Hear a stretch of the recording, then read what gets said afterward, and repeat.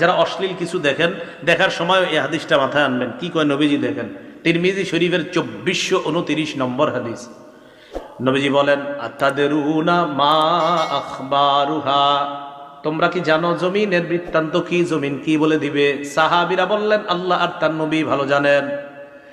নবীজি বললেন, ফাইন্না আখবারাহা আন তাশহাদা আলা কুল্লি আবদিন ওয়া আমাতিন বিমা আমিলা আলা যহরিহা আন তাকুলা আমিলা কাযা ওয়া কাযা ইয়াউমা কাযা ওয়া কাযা।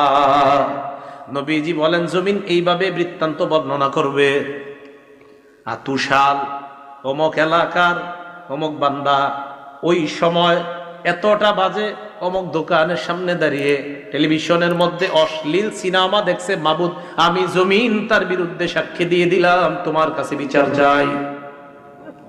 সময়, স্থান